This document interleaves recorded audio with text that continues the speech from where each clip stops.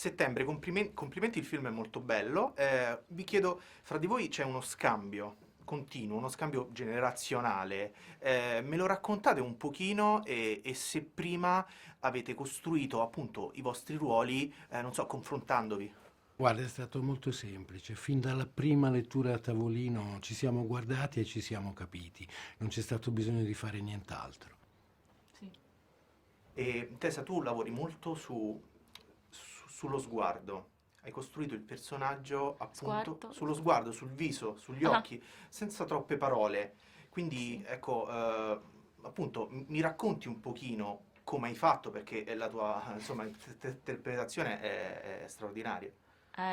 Posso in inglese? Certo. Uh,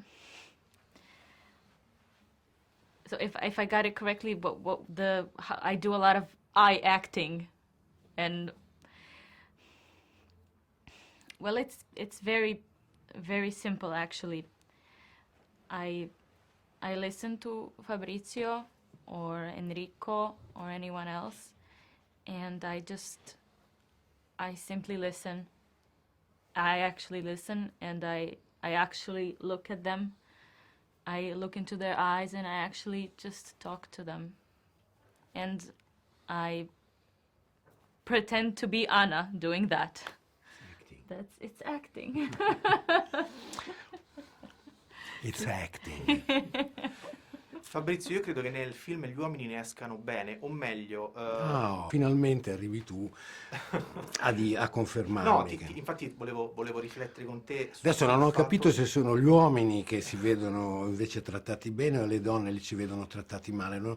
Devo vedere il film con il pubblico per E capirlo. no, appunto, secondo me viene fuori la loro fragilità, perché anche gli uomini sono Sì, esseri fragili, quindi ecco una ma riflessione su mostrare questo. la propria fragilità non significa necessariamente uscirne male, ecco, anzi, ci vuole coraggio per mostrare la propria fragilità.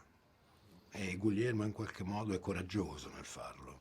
A proposito di coraggio, il film c'è una frase molto bella, si parla di vita uguale casino, uguale grosso problema. Il cinema in questo caso può aiutare a, non so, districare questa matassa che è appunto la vita, a farla capire un pochino meglio. Il film forse ci riesce. Well, I'm sorry, the last one was very fast. Ti chiedo se il cinema può aiutare a districare la matassa che è la vita. Il film un po' lo fa. Il buon cinema sì. Il buon cinema fa questo che dici tu da sempre, aiuta a vivere meglio. L'ha sempre fatto e lo continuerà a fare il buon cinema, non ti preoccupare. Grazie, grazie mille, A te. grazie.